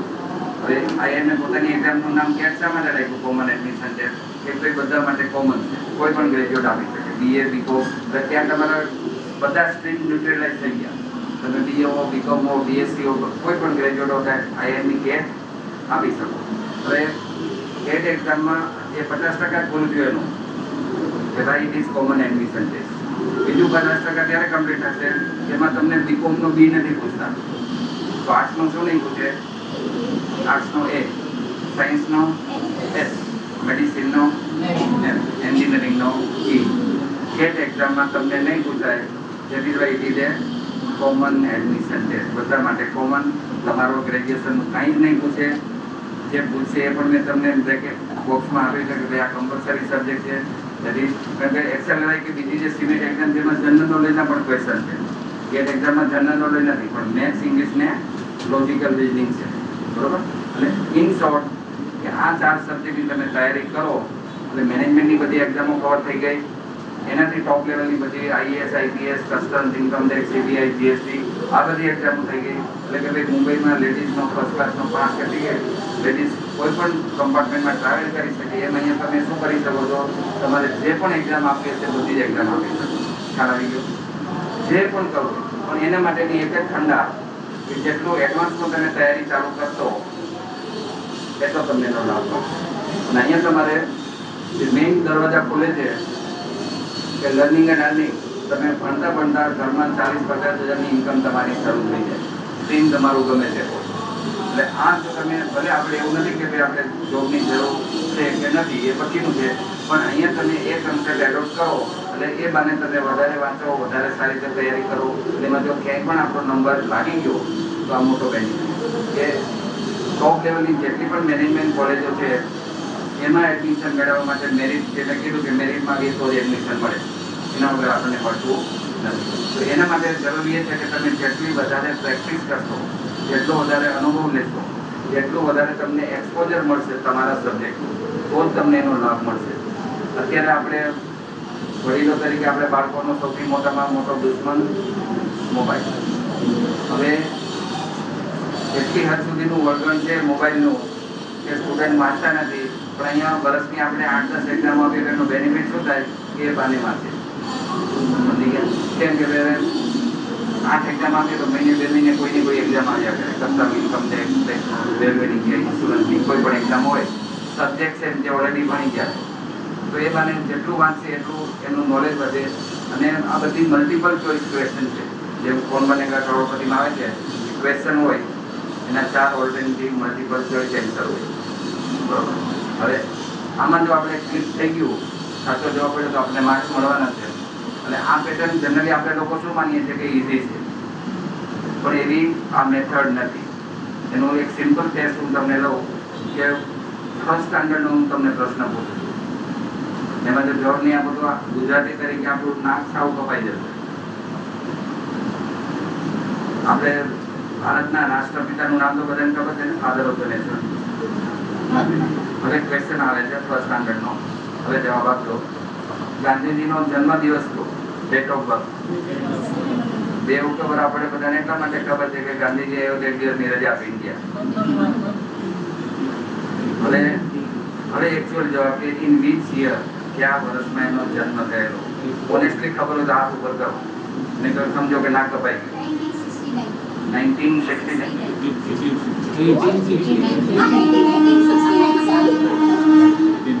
સ્ટુડન્ટમાંથી કોને ખબર છે? કોઈને ખબર નથી? કોઈને ખબર નથી સ્ટુડન્ટમાંથી? જો ફર્સ્ટ સ્ટાન્ડર્ડનો ક્વેશ્ચન અત્યાર સુધીની તમારી સ્ટુડન્ટ લાઈફમાં કમસે કમ 500 વખત તમે વાંચ્યું હશે. Mohanchand Karamchand Gandhi was born on 2nd October 1869. હવે અહીંયા ઓપ્શનમાં તમને 4 આવે. 2nd ઓક્ટોબર બધી જગ્યાએ છે. 2nd October 1869, 2nd October 1870, 2nd October 1879, 2nd October 1889. આપણે કન્ફ્યુઝ થઈ ગયા. 2 ઓક્ટોબર તો ખબર છે, પણ યરમાં જે ગૂગલી નાખી છે એમાં ફસાઈ ગયા જગ્યા. કેમ કે અહીંયા આપણને વિચારવાનો સમય નથી. હવે હું એમ કહું કે ગાંધીજી વિશે તમે 2 પાનાનો એસે લખી નાખો તો 2 પાનાની તમે 5 પાના વગર વાંચી અત્યારે આપણે લખી શકીએ એટલું આપણે ગાંધીજી વિશે જાણીએ છીએ. પણ આપણને અહીંયા ગાંધીજીની બાયોગ્રાફી પૂછી નથી. એક specific question which of the following date of birth is correct, તેમ આપણે અપાઈ. અહીંયા તમે જેટલું એક્સપોઝર થાય, કેમ કે એમસીક્યુમાં શું છે ખાસ ધ્યાન રાખજો. એક તો ટાઈમ મેનેજમેન્ટ, બીજું એક્યુરેસી, તમે ક્યાંય પણ જો જોબ ટીક કરશો તો નેગેટિવ માર્કિંગ હોવાથી જે માર્ક્સ મળશે એ પણ કપાઈ જશે. એટલે ટાઈમ મેનેજમેન્ટ, એક્યુરેસી, સ્પીડ અને પ્રેઝન્સ ઓફ માઇન્ડ તમે ગમે ત્યાં કરશો તો પણ આપણે એટલે પ્રેઝન્સ ઓફ માઇન્ડ આ બધું તમે બેલેન્સિંગ કરીને કરશો તો જ તમે વધારે એન્સર રાઈટ કરી શકો. અને જો વધારે એન્સર રાઈટ ન કરો તો મેરિટમાં ના વટાવો ખ્યાલ આવ્યો. આ મોસ્ટ ઇમ્પોર્ટન્ટ હશે. એટલે મેં જે તમને કીધું કે અહીંયા તમે એક એક્ઝામની તૈયારી કરવાથી જેટલું એડવાન્સ પ્લાનિંગ કરશો એટલો તમને વધારે ફાયદો થશે. જેને ટોપ લેવલનું મેનેજમેન્ટ કીધું કે ભાઈ આઈઆઈએમનું આ સ્ટેટસ છે, 25-30 લાખ બધાને ગેરેન્ટેડ છે. જે પણ ફિલ્ડમાં તમારે જવું હોય, આર્ટ્સ, કોમર્સ, સાયન્સ બધા જ સરખા છે. મહેનત કરશો ત્યારે તમને એનો બેનિફિટ મળશે. જો મહેનત નહીં કરો તો પછી હું તમને એકચ્યુઅલ સોનાની ખાણમાં મૂકી દઉં તો પણ તમે કાંઈ કરી શકશો નહીં. બોટલ લઈને તો પાણી તમારું જનરલ નોલેજ કેટલું છે મળી મને કે આ 1 લીટર મેં પાણી ભર્યું છે આમાં આનું વજન કેટલું થશે 1 લીટરનું? 900 ગ્રામ. 900 ગ્રામ. બીજો જવાબ 960 ગ્રામ. પેરેન્ટ્સને જવાબ નથી આપવાના. સ્ટુડન્ટ તરીકે 8મા 9મા 10મામાં આવી ગયું છે બધું જનરલ સાયન્સમાં. 1 લીટર આઉટર ને ml વોટરનું વજન જે હોય તારે જવાબ 1 કિલો વજન. 1 લીટરનું 1 કિલો વજન થાય. માનો કે મેં આમાં સોનું ભર્યું મોટ અને સોનાને પીગળાવીને મોલ્ટેડ ગોળ તો એનું કેટલું વજન થશે? 1 લીટર સોનું ભર્યું આમાં ભોગાડી સોનાની ડેન્સિટી આપો વોલ્યુમ સમથિંગ 16.6 કે 7 છે લગભગ 17 ની આસપાસ. હા તો વોલ્યુમ કેટલું? 17 કિલો. હા સોનું આપણે આમાં ભરીએ તો 17 કિલો થાય. મર્ક્યુરી ભરીએ તો liquid. Only metal in liquid હોવું મર્ક્યુરી પારો 13.6 kg. Right, very good. સારી પારો 14 કિલો જેટલો મર્ક્યુરી થાય 1 લીટર આમાં ભરીએ તો. એટલે જો કોમ્પેક્ટનેસ કેટલી છે. કહેવાનો મિનિંગ એ છે કે તમે જેટલું એક્સપોઝર કરશો આ બધી એક્ઝામો આપશો એ આપણને બેનિફિટ છે. તમે જેટલું દૂર હટશો, કન્ટિન્યુઅસ તમે ટચમાં રહેશો સબ્જેક્ટના, આપણું નોલેજ વધશે. અને આપણે મલ્ટિપલ એક્ઝામો આપવાનું શા માટે છે કે ભાઈ પ્રેક્ટિસ શા માટે કરવી. હવે અગેન આપણે એનિમલ કિંગડમમાં આપણે મેમલિયન કેટેગરીમાં આવીએ. એટલે એક ફિમેલ એક જ બચ્ચાને જન્મ આપે. રેરમાં 1000 કે 1500 કે 2000 નો રેશિયો છે કે ટ્વિન્સ આવે જોડિયા બચ્ચા. તો ટ્રિપલેટ તો બહુ જ રેર છે. 10-15 હજાર કે 20,000 માંથી એક ફિમેલ 3 બચ્ચાને જન્મ આપે. એવી રીતે ગાય એક જ વાછડી કે વાછરડાને જન્મ આપે. હાથી, ભેંસ બધાને એક જ બચ્ચું આવે. કૂતરા બિલાડાને કેટલા હોય છે? 6 થી 8. એ પણ મેમલ છે. તો એનું કારણ શું? नेचुरल सेक्शन के नेचर पर मतलब डिपेंड रही है. मीन्स हमें जो पालतू एनिमल्स का जंगली जानवर હોય જેના વધુ કિલો થતા હોય એ લોકો લિટરલી મતલબ એ લોકો નેચર પર ડિપેન્ડેડ હોય છે. જેવી રીતે અમે લોકો નેચર પર વધુ ડિપેન્ડ નથી. એટલે ડોમેસ્ટિક એનિમલ્સ અને ઇન્સાન અમારા લોકોને વધુ કિલો મતલબ વધુ છોકરા ના પડે. હવે થોડોક ટ્રેક પર છો. બેસ્ટ આન્સર એ છે કે સર્વાઈવલ. આપણે પ્રોટેક્ટેડ નહીં, ઓવર પ્રોટેક્ટેડ, ઓવર પેમ્પર્ડ છે, વધારે પડતા લાડકોડ છે. કે જ્યાં સુધી બચ્ચું પોતાની રીતે ખાતું પીતું કે ના થાય ત્યાં સુધી માં બધું ધ્યાન રાખે છે. હવે આ કેટેગરીમાં એવું નથી કૂતરા બિલાડાને હવે માં છાંટ હોય બિચારું માં તો જ્યાં સુધી થોડુંક હશે ત્યાં સુધી જેને પેલું દૂધ પીવડશે. પછી બચ્ચાને પોતાની રીતે જ બધું કરવું પડે. એમ માઈને કંઈ લઈ આવીને ખવાતી નથી કે ભાઈ તમારું બચ્ચું છે એટલે હું તારા માટે જમવાનું લાવી. એટલે અહીંયા બચ્ચાઓએ પોતાને જ કરવાનું હોય છે. હવે કરતાં ક્યાંય એક્સિડન્ટ થાય, મરી જાય એટલે નેચર ઓફ પ્લાન એવું કહે છે કે છાંટ હોય તેમાંથી એકાદું બચી જાય. આપણે ઓવર પ્રોટેક્ટેડ છીએ એટલે બચે છે એટલે એવું એક્સિડેન્ટલ ડેથ નથી થતા. એટલે આ નેચરના રૂલ પ્રમાણે આપણે ચાલીએ કે આપણે એક પર નહીં ડિપેન્ડ રહેવાનું. અહીંયા તમને જ્યારે ઘણા બધા ઓપ્શન્સ અવેલેબલ છે અને બધાની તૈયારી એક સરખી છે, સબ્જેક્ટ સેમ, સિલેબસ ભણવાનો અભ્યાસક્રમ છે અને એક્ઝામ પેટર્ન પણ સેમ છે, મલ્ટિપલ ચોઇસ પેટર્ન. એટલે એક એક્ઝામની તૈયારી કરવાથી આપણે આ બધી એક્ઝામો આપી શકીએ. એટલે આપણે પ્રેક્ટિસ અત્યારથી કરવાની. અહીંયા આપણા બંને હાથમાં લાગુ છે. એવું નથી કે જો અહીંયા તમને ક્લિક થઈ ગયું તો 10મા 12માના બેઝ પર ગવર્મેન્ટ જોબ મળે તો પણ ફાયદો, ન મળે તો આપણને ટોપ લેવલની પ્રોફેશનલ એક્ઝામની તૈયારી થાય છે, બરોબર? આપને ક્લિયર થઈ ગયું. એટલે આપણે જેટલું તમે અહીંયા જાગ્યા ત્યારથી સવાર જેટલી વહેલી તૈયારી ચાલુ કરીએ એટલો આપણને આમાં ફાયદો મળે. હવે જે મેં આપણે ફિલ્ડ પસંદ કરવું છે કે જેમ મેં કીધું કે 90% હોય તો બધા સાયન્સમાં જશે, સાયન્સમાં ન મળે તો કોમર્સ, કોમર્સમાં ન મળે તો આર્ટ્સ. હવે તમારો જે કમ્ફર્ટ ઝોન છે સબ્જેક્ટમાં, એને માટેનો જે મારો 20 વર્ષનો અનુભવ એવો છે કે નેચરલ, હવે મેં કઈ રીતે સેટ કર્યો છે અને હું કેમ બીજાથી ડિફર કરું છું કે એક તો આપણે 1 કલાકનો મિકેનિકલ યાંત્રિક ટેસ્ટ આપવાથી આપણને ખબર નથી પડતી કે આપણને શું ગમે છે અને શું નથી ગમતું, એટલે એ જજ કરી જ ન શકે. એક વસ્તુ આજે આપણને ગમતી તો કાલે ન પણ ગમે. એટલે કે આપણે every time we are not going to change our career, કે બે નથી કરવું બીજો ટ્રાય કરવો, આ નથી કરવું ત્રીજો ટ્રાય કરવો, નો. એટલે અહીંયા મારે જે તમને કમ્ફર્ટ ઝોન માટે મેં ટેસ્ટ કેવું રાખ્યો છે કે નેચરલ. તો એના માટે હવે મારી લાઇબ્રેરી કઈ એક્ઝામ માટે છે? મેઇનલી આઈએએસનો જે સિલેબસ છે અભ્યાસક્રમ પોસ્ટ ગ્રેજ્યુએટ લેવલનો છે, એટલે કે MA, MSc, MCom એટલે પીજી લેવલનો, પોસ્ટ ગ્રેજ્યુએટ લેવલનો. તો મારી લાઇબ્રેરીમાં પુસ્તકો બધા ક્યાં રેન્જના રહેવાના? પીજી લેવલ, બરોબર? In cities IAS library. હવે મેં નેચરલ ટેસ્ટ એવો ડિઝાઇન કર્યો છે કે તમે અત્યારે માની બધા 10th વાળા છો મેજોરિટી, તો તમે BA કરો તો કેટલા વર્ષ લાગશે? 5 વર્ષ. 2 વર્ષ MA કરો તો ટોટલ 7 વર્ષ થયા. હવે માનો કે તમે કોઈ MA કર્યું નથી, 7 વર્ષ પછી તમે MA થઈ શકશો. હવે મારી લાઇબ્રેરી આઈએસસી છે અને બધા MA લેવલના પુસ્તકો છે, MA, MSc, MCom લેવલના, માસ્ટર્સ લેવલના. મેં જે નેચરલ ટેસ્ટ એવો ડિઝાઇન કર્યો છે કે ટોટલી નેચરલ અને તમને તમારું કમ્ફર્ટ ઝોન ખબર પડે, બરોબર? તો એમાં ટેસ્ટ એવો છે કે હવે એ રૂમમાં બેઠા હો તો આપણે એમ કહી શકીએ કે ભાઈ તમને જે પસંદ પડે બુક તમે લઈ લો, ઓફ યોર ચોઇસ, કોઈ પણ બુક એ હું આપણે આપીશ તમને બધાને, આપણે ટેસ્ટ કરશો અહીંયા. બીજું, અને તમારા એ ટેસ્ટ પહેલાંના 5 કન્ફેશન કે હવે તમે મને જવાબ આપો, તમે લોકોએ ક્યારે MA લેવલની બુક જોઈ છે હિસ્ટ્રીની? તમારા લેવલ કરતાં કેટલા વર્ષ એડવાન્સ થઈ? 7 years.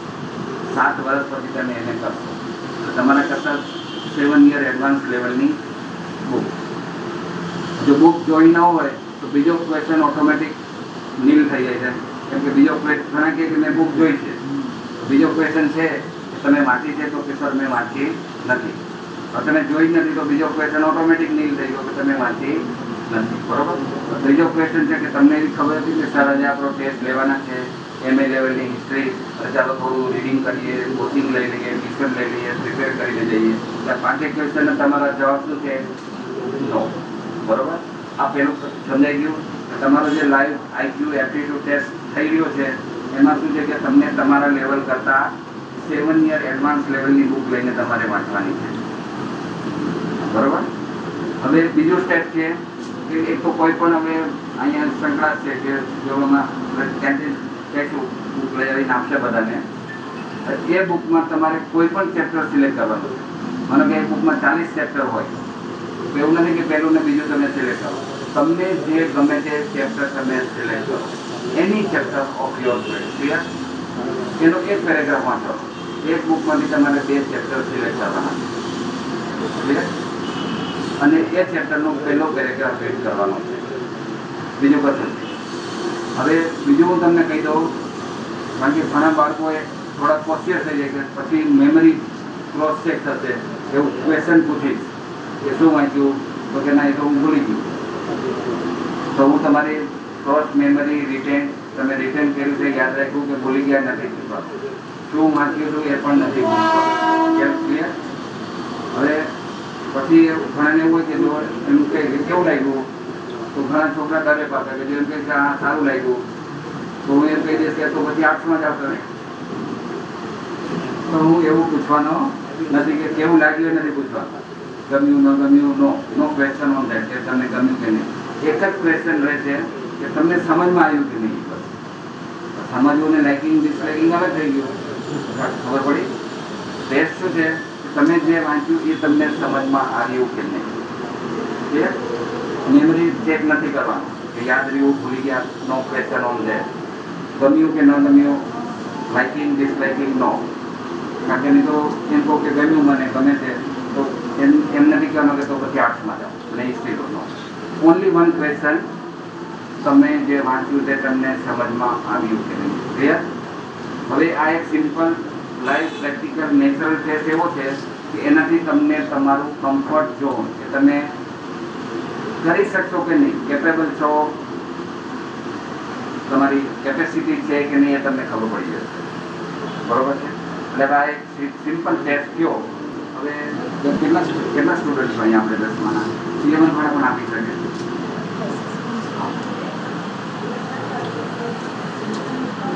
મયુરભાઈ ભાઈ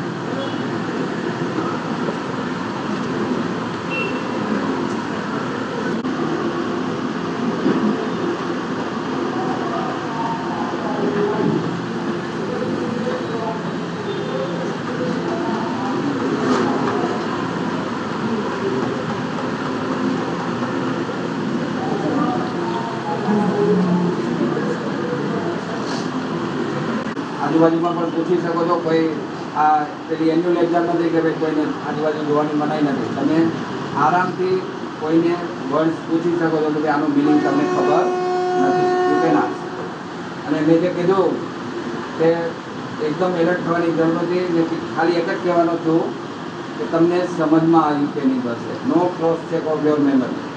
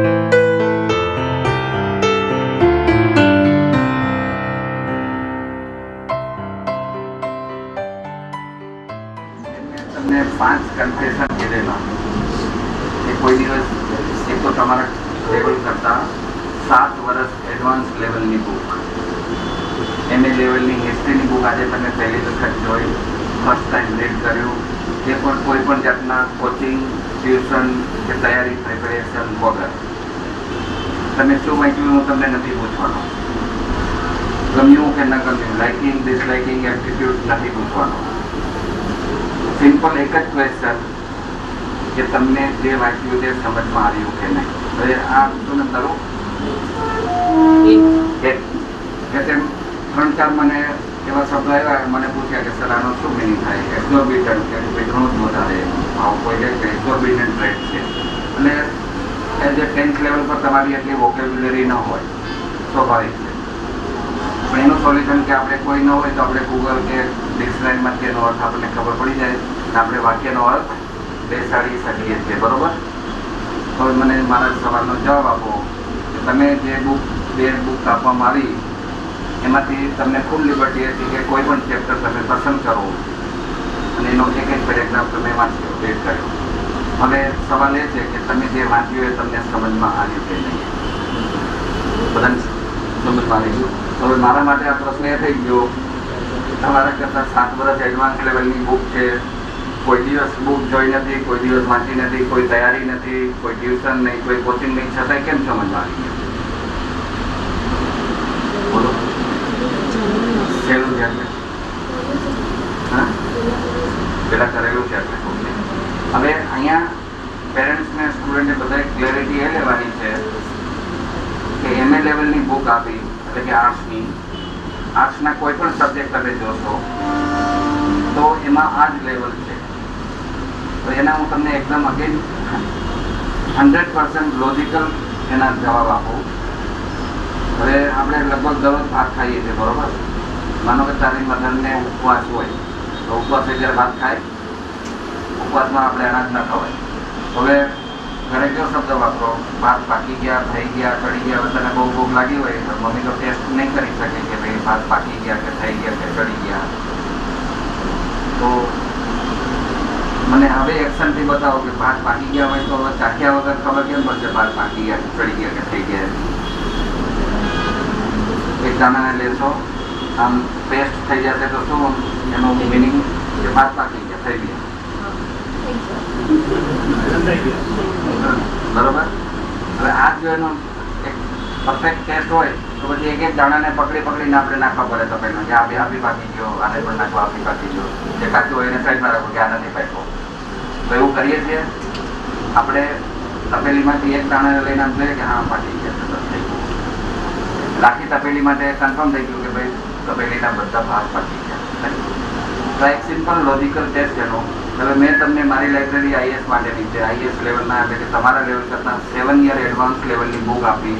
એ પણ નેચરલ કે તમારો સિમ્પલ ટેસ્ટ થઈ ગયો, તમને ખબર પડી ગઈ, તમારું કમ્ફર્ટ લેવલ તમને ખબર પડી ગઈ. જે મેં કીધું એટલે આપણું કોઈનું કમ્ફર્ટ લેવલ નથી કે ભાઈ ચાલો આજે સાંજના આવું છું ને ઓફિસે તો ઓલી લિમ્બોર્ગિની કે બુગાટી કાર લઈને આવું છું આજે. પણ જેનું કમ્ફર્ટ ઝોન છે એ આખી સેક્ટિસ એટલે એવું કે ખરીદી શકે. અહીંયા તમારા માટે આ કમ્ફર્ટ ઝોન શું થયું કે આર્ટ્સમાં તમને લાઇકિંગ હોય. મેં એમ નથી પૂછ્યું કે તમને ગમ્યું કે નહીં, તમે કીધું કે આ તો પહેલું જે ભણી ગયા છે એટલે અમને ખબર છે, આવડે, હવે સમજાઈ ગયું તમને બધું. બરોબર. હવે આર્ટ્સ એના કરતાં એક જ સ્ટેપ કોમર્સ છે. એટલે આર્ટ્સ અને કોમર્સ એવા સબ્જેક્ટ છે કે એમાં તમારે તમારું કમ્ફર્ટ ઝોન જોવાની કે ચેક કરવાની પણ જરૂર નથી. જેમ કે મેં કમ્ફર્ટ ઝોનમાં આપણને કીધું કે ભાઈ આપણું ઉગાડતી કે નથી ખરીદી શકते. એમાં અહીંયા તમારે કોમર્સ કે આર્ટ્સ માટે લાઇકિંગ છે, એપ્ટિટ્યૂડ છે કે નથી, નો નીડ ટુ છે. You are fit at any time. તમે આર્ટ્સ ને કોમર્સમાં તમે ગમે ત્યારે જઈ શકો છો. ક્લિયર? તમે ગમે ત્યારે કરી શકો. એવું નથી કે તમે એમાં ફેલ થશો કે આમાં ફેલ તો જેમ નહીં ભણો તો ગમે ત્યારે ફિલ્ડમાં જશો તો ફેલ થશો. એટલે કન્સેપ્ટ એ છે કે આર્ટ્સ કોમર્સના સબ્જેક્ટને તમને લેવલ ખબર પડી કે વેર યુ છે, તમે કરી શકશો કે નહીં, થશે, સમજમાં આવ્યું કે યસ, તો તમે એમાં કમ્ફર્ટ ઝોનમાં છો without checking your aptitude. Correct? Fit જ છો એના માટે. હવે સાયન્સ કેવું છે કે જેને તમને બે એક્ઝામ્પલ આપ્યા કે ભાઈ આમાં લિક્વિડ ભરીએ તો પાણી હોય તો 1 લીટર 1 કિલો થાય, એમાં ગોલ્ડ ભરીએ તો 17 કિલો જેટલું થાય, મરક્યુરી હોય તો 14 કિલો જેટલું થાય. એની જે કોમ્પેક્ટનેસ છે સાયન્સની. હવે તમે જેમ શાકભાજી કીધા હતા બધા કે પનીર કે ભીંડા કે ગુવા કે પોટેટો, હવે એક તમારું જનરલ ઓબ્ઝર્વેશન તમે જુઓ, તમને ખબર હશે કે આપણે શાક ચડી જતા, બની જતા કે પાકી જતા કેટલો ટાઈમ લાગે નોર્મલ? 5 ટમેટાનું શાક હોય તો 5 મિનિટમાં પણ થઈ જાય. બરોબર. એકદમ સોફ્ટ છે એટલે 5 થી 20-25 મિનિટમાં કોઈ પણ શાક થઈ જાય. તમને છોલે પૂરી પણ ભાવતા હશે, ફેવરેટ હશે બનાવે. હવે માનો કે છોલે બનાવવાનું બધું જ રો મટીરિયલ છે, એટલે ચણાથી લઈને મસાલા એવરીથિંગ. હવે આજે મેં અત્યારે યાદ દેવાડ્યું. હવે સમજો કે બધું મટીરિયલ છે, હવે અત્યારે તો બપોરે અહીંયા આપણે જમવાનું છે, પણ સાંજે પછી મમ્મી તમને છોલે બનાવી આપશે. તો મટીરિયલ બધું જ છે ઘરે.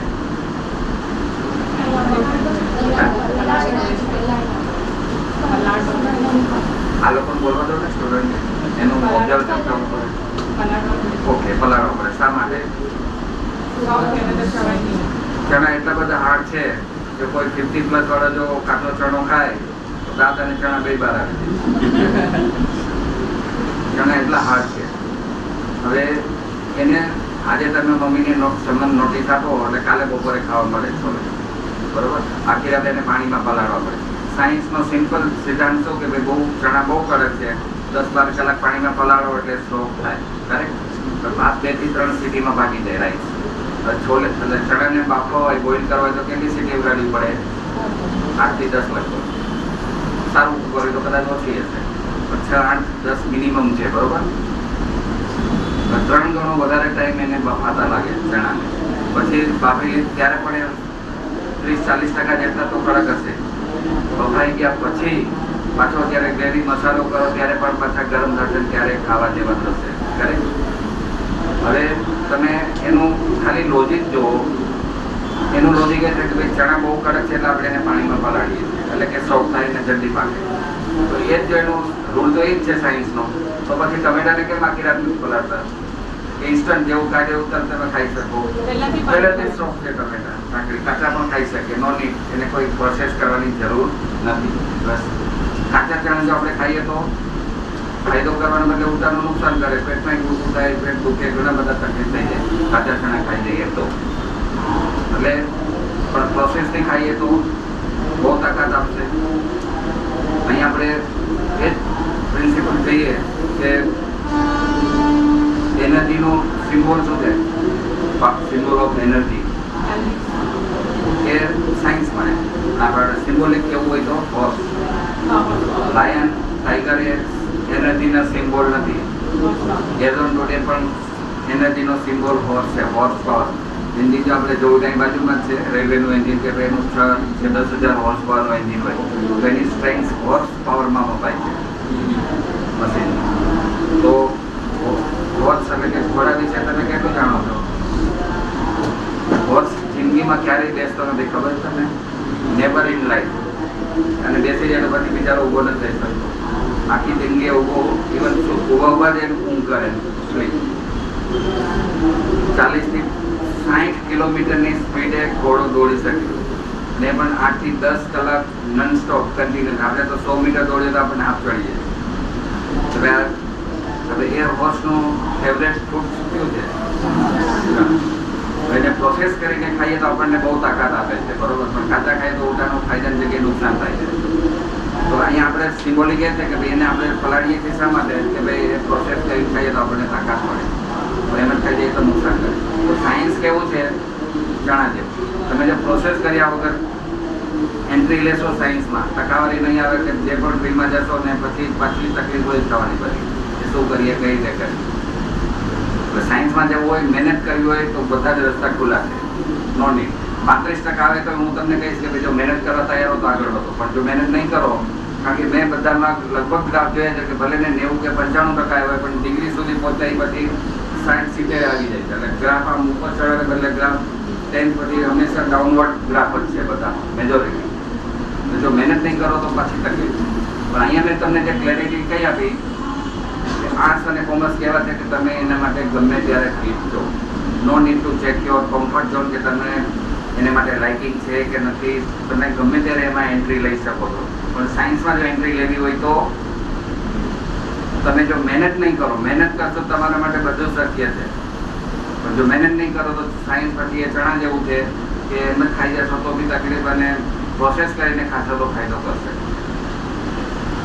સાયન્સમાં વધારે સ્ટુડન્ટ શા માટે જાય છે કે એમાં બહુ બધી વેરાયટી છે. કેમ કે કોઈ પણ વસ્તુનું એટ્રેક્શન શું હોય છે કે એટલી બધી મલ્ટિપલ વેરાયટી. બીજું કે એમાં આપણને તરત આપણું અર્નિંગ મીટર તરત સ્ટાર્ટ થઈ જાય. એટલે આ બે એના મેજર બેનિફિટ હોવાથી. અને આર્ટ્સ કોમર્સમાં વધારે સબ્જેક્ટ નથી, જે મેં કીધું કે we can count on our finger tips. Limited subject છે, પણ એનો મતલબ એ નથી કે એમાં સ્કોપ નથી. મહેનત કરશો તો એમાં પણ તમે બધા જ scope in terms of money કે બધું આપણે મેળવી શકીએ. અને મેં જે તમને પ્લાનિંગ આપ્યું એ દરેકે દરેક લેવલ પર એનું પ્લાનિંગ તમે એડવાન્સમાં કરો. જેટલું તમે ડિલે કરશો, કેમ કે મેં હમણાં સાથે કીધું કે દર શનિવારે હોય તો કાલે 8 થી 10 ગ્રેજ્યુએટ વિદ્યાર્થીઓ હતા, એ પણ પૂછતા હતા કે સર હવે અમે શું કરીએ. તો ડિગ્રી પછી પણ પ્લાનિંગ એ જ હતું કે હવે તમે ફરીથી તમે ફર્ધર સ્ટડીઝ કરવું હોય તો તમારે આગળ ભણવા માટે એન્ટ્રન્સ એક્ઝામ આપવી પડશે. હવે ડિગ્રી થઈ ગયા, ગ્રેજ્યુએટ થઈ ગયા પછી એઝ એ સ્ટુડન્ટ આપણને થોડું એજ્યુકેશન થાય કે ફાધરને કહે કે પપ્પા લાવો મને ફીસ ભરવી છે. ડિગ્રી સુધી તો તમે હકથી માંગી શકો છો કે લાવો પપ્પા કોલેજની ફી ભરવાની છે, બુક્સ લેવી છે, આ છે તે છે, બધું તમે કહી શકો છો. ઇવન પેરેન્ટ્સ તમને તમારા રહેવા ખાવા પીવાના પૈસા પણ ડિમાન્ડ નથી કરતા. અમુક કમ્યુનિટીમાં તો કેવું કહેવાય છે કે ભાઈ જો તમે કંઈક કમાશો તો જ એક ઘરનું ગાડું ચાલશે. એટલે એવી પરિસ્થિતિ નથી. તો આનો તમે બેનિફિટ લો કે જે મેં તમને આખી સ્ટ્રેટેજી આપી, રણનીતિ, પ્લાનિંગ આપ્યું કે આ રીતનું પ્લાનિંગ કરવાથી તમારે જેટલું તમે ઈચ્છો એવું તમે ટોપ લેવલનું not only successful but most successful કેરિયરનું પ્લાન આઉટ કરી શકો. એટલે જાગ્યા ત્યાંથી સવાલ. એટલે આમાં મેં બેઝિક કન્સેપ્ટ તમારો જે એક લાઈવ ટેસ્ટ તમારે કહો એનાથી જો અહીંયા આપણે એ રૂમમાં આવતો હું તમને કહેતા કે તમે તમારી રીતે પસંદ કરો અને વાંચો. પણ અહીંયા કે તમને અંદાજ આવી ગયો કે ભાઈ રિયુઝ ટાઈમ ક્લિયર. કે આર્ટ્સ કોમર્સમાં આપણે ગમે ત્યારે જઈ શકીએ છીએ, કોઈ આપણને એનો પ્રશ્ન નથી અને એપ્ટિટ્યૂડ ચેક કરવાની જરૂર નથી. પણ જો સાયન્સમાં જવું હોય અને મહેનત કરવાની તૈયારી ન હોય તો પછી સાયન્સ તમારા માટે ડિફિકલ્ટ થશે, ઇરેસ્પેક્ટિવ ઓફ યોર 10%. જે પણ તમારા પર્સન્ટેજ હોય. અને બીજું એક તમને સેફ્ટી વાલ આપી દઉં કે માનો કે તમને એમ થાય કે હું અત્યારે જાઉં સાયન્સમાં, પછી મેરિટ ન આવે સાયન્સ, તો પછી શું થાય? તો સાયન્સ એવું ફિલ્ડ છે, જેમ કે મેં કીધું કે ભાઈ મુંબઈમાં કેમ આપણે લેડીઝનો ફર્સ્ટ ક્લાસ એન્ડ સાયન્સ બહુ અપરેન્ટ છે, તો 12 સાયન્સ કર્યા પછી તમારે FY BA કે BCom કરવું તો તમારે ખાલી ટ્રેક જ ચેન્જ કરવાની છે. 11-12 ફરીથી આર્ટ્સ કોમર્સ કરવાની જરૂર નથી. પણ માની લો કે તમે 11-12 જેમને તમે કીધું ને કોમર્સમાં કે આર્ટ્સમાં એડમિશન લઈ લીધું અને 12 આર્ટ્સ કે કોમર્સ કર્યા પછી તને એમ થાય કે ના મારે હવે ડૉક્ટર બનવું છે, 12 આર્ટ્સ કે કોમર્સ કર્યા પછી કે કોઈને પણ, તો પછી આર્ટ્સ કે કોમર્સ 12મું કર્યા પછી ડૉક્ટર બની શકે? રોંગ, બની શકાય. 12 આર્ટ્સ કે કોમર્સ કર્યા પછી પણ આપણે ડૉક્ટર બની શકીએ છીએ. પણ 11-12 જે આર્ટ્સ કે કોમર્સ કર્યું એ 0 થશે. ફરીથી તમારે 11-12 સાયન્સ કરવું પડશે. ખ્યાલ આવ્યો? એટલે સાયન્સ રિલેટેડ બેનિફિટ તમે બધા લઈ શકો છો, પ્લસ તમને આર્ટ્સ ને કોમર્સના પણ બધા જ બેનિફિટ મળે છે એ 11-12 કર્યા વગર. પણ સાયન્સ રિલેટેડ ફિલ્ડમાં જવું હોય તો 11-12 કોમર્સ કે આર્ટ્સ કર્યું હોય તો તમારું 0 થશે. ફરીથી તમારે 11-12 સાયન્સ કરવું પડે. ક્લિયર થઈ ગયું? એટલે સાયન્સ એ રીતે અપરેન્ટ છે કે સાયન્સમાં જવાથી સાયન્સ ન ફાવે કે તમારા ચોઇસના ફિલ્ડમાં જો તમને એડમિશન ન મળે, મેડિકલ, એન્જિનિયરિંગ કે ક્યાંય પણ, તો તમે સિમ્પલી બીજા ટ્રેક પર, જેમ આપણે મુંબઈમાં 1 નંબર પર સ્લો ટ્રેન કલ્યાણ ના જાય તો એને પછી 3 નંબર પર ટ્રેક કરવાડવામાં. ટ્રેક 3 નંબર એટલે ફાસ્ટ ટ્રેન ટુવર્ડ્સ કલ્યાણ. 1 નંબરને જો ટ્રેકમાં કાંઈ પ્રોબ્લેમ હોય 2 નંબર પર નહીં જાય, કંઈ 2 નંબરની જો ટ્રેન સામેથી આવે એટલે 1 નંબરની ટ્રેન જશે 3 નંબરના ટ્રેક પર ટુવર્ડ્સ કલ્યાણ. તો અહીંયા તમારે આખું 1 પણ વર્ષ બગડતું નથી સાયન્સમાં જવાથી, અને તમે ડાયરેક્ટ FY BA કે FY BCom કે કોઈ પણ BMS કોઈમાં આવી શકો. આ સાયન્સનો બેનિફિટ છે. એટલે આ બેઝિક તમારા બધા કન્સેપ્ટ ક્લિયર કરવાની કોશિશ કરી છે.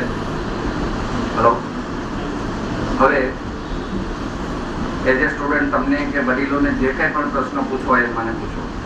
એનું આપણે સ્ટેપ બાય સ્ટેપ બધાનું એનાલિસિસ અને હું તમને ક્લેરિટી અને કમ્ફર્ટ ઝોન આપીશ. જે પણ વડીલોને સ્ટુડન્ટને કંઈ પણ ક્વેશ્ચન હોય, બેઝડ ઓન જે તમારું રિઝલ્ટ આવી ગયું એના પરથી તમે ક્યાં સ્ટ્રીમમાં જવા માંગો છો, શું કરવા માંગો છો, જે પણ ડાઉટ ક્વેશ્ચન હોય, ક્વેરીઝ હોય તમે મને કહો. વડીલોને કંઈ પણ પૂછવું તો વડીલો પણ પૂછી શકે છે.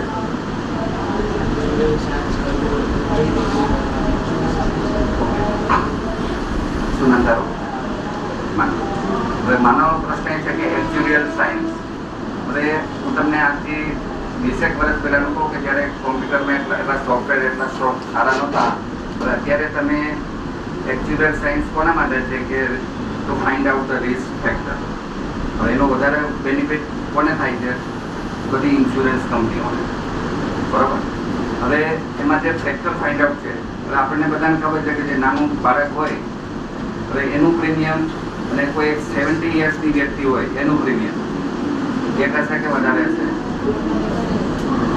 જેમ જેમ ઉંમર વધે એમ પ્રીમિયમ બહુ વધતું જાય, કારણ કે એનું રિસ્ક ફેક્ટર વધતું જાય છે. નાના બચ્ચાનું કંઈ આપણે ઇન્સ્યોરન્સ કંપનીનું ઘણા મને પૂછે કે ભાઈ મારે BCom વિથ બેન્કિંગ ઇન્સ્યોરન્સ કરવું કે શું કરવું, પણ મારે તમને સીધી સ્ટેટ ક્લેરિટી આપી દઉં કે BCom વિથ બેન્કિંગ ઇન્સ્યોરન્સ કરવાથી આપણને બેંકમાં સ્વીપરની પણ જોબ નથી મળતી. ફરીથી એ લોકો કહે છે કે બેંકની એન્ટ્રન્સ એક્ઝામમાં આપો. હવે એન્ટાયર બેન્કિંગ કે એન્ટાયર ઇન્સ્યોરન્સ એનો એક્ચ્યુઅલનો ક્વેશ્ચન છે કે એમાં to find out the risk factor. નાના બચ્ચાનું એટલું રિસ્ક નથી હોતું, બધા તો નથી મરી જવાના, જેમ જેમ એજ વધતી જાય એમ રિસ્ક ફેક્ટર વધતું જાય. મેથેમેટિક્સના બેઝ પર એ લોકો રિસ્ક ફેક્ટર કેલ્ક્યુલેટ કરે. તો એના માટેના અત્યારે સોફ્ટવેર એવા આવી ગયા છે કે પહેલાં જે એક્ચ્યુરિયલ તરીકેની જે ડિમાન્ડ હતી એ અત્યારે ઘટી ગઈ છે. હજી actuarial science is nothing but mathematics અને મેજર એમાં શું છે સ્ટેટિસ્ટિક, એટલે બધો ફિગર જ સાંખ્યશાસ્ત્ર કહેવાય, એટલે કે સ્ટેટિસ્ટિક. હવે એની જગ્યાએ તમે શું છે કે MBA વિથ ફાઇનાન્સ કરો, એટલે અત્યારે મોટી ઇન્સ્યોરન્સ કંપની હોય કે બધી નેશનલાઇઝ કે પ્રાઇવેટ ફોરેન બેંકો બધી આવી ગઈ છે, બધી મલ્ટીનેશનલ કંપની આવી ગઈ. MBA વિથ ફાઇનાન્શિયલ એ પણ with related with money matters અને બધું related with money with figures only. કે ઇન્સ્યોરન્સ કંપની હોય કે બેંક હોય કે કોઈ પણ કંપની હોય, બધાનું ટાર્ગેટ શું હોય? મોર એન્ડ મોર પ્રોફિટ. બરોબર છે? To earn more money. હવે એવરીવેર ફાઇનાન્સ ઇઝ નીડેડ. એટલે instead of thinking of actual, જેમ કે ટોટલી મેથ અને એમાં 80% તો સ્ટેટિસ્ટિક, 20% 30% મેથ્સ સમજી લો અને આ સબ્જેક્ટ છે. હવે એના જે લેવલ મળે છે અને એના માટેની મેજોરિટી ભલે યુનિવર્સિટીમાંથી આપણે BSc વિથ સ્ટેટિસ્ટિક થાય છે, MSc સ્ટેટિસ્ટિક થાય છે. એટલે ઓલવેઝ મારું સજેશન એ છે કે ઇન્સ્ટેડ ઓફ ડુઈંગ પ્રાઇવેટ ઇન્સ્ટિટ્યૂટના કોઈ પણ કોર્સ કરવા કરતાં, કારણ કે એક્ચ્યુઅલ માટેના જે કોર્સીસ ચાલે છે એ લોકોની ફી બહુ ઓછી હોય છે અને એ કરવા કરતાં પણ આપણને પછી જોઈએ એવું પ્લેસમેન્ટ કે થતું નથી. તેના કરતાં આપણે યુનિવર્સિટીમાંથી જે ડિગ્રી કોર્સ થતા હોય કે BSc then MSc સ્ટેટિસ્ટિક, તો બીજા પણ ઓપ્શન આપણા ખુલ્લા થાય અને આપણે આગળ વધી શકીએ. અને પ્લસ જે મેં પ્લાનિંગ કીધું કે MBA વિથ ફાઇનાન્સ, એટલે બધી નેશનલાઇઝ ઇન્સ્યોરન્સ કંપનીઓ હોય કે બેંકો હોય, ફોરેનની બેંકો હોય, મલ્ટીને બધી કંપનીઓ, એટલે બધી જગ્યાએ આપણને એક MBA વિથ ફાઇનાન્સ કરવાથી આપણને આપણા બધી જ જગ્યાએ આપણા દરવાજા ખુલ્લા છે.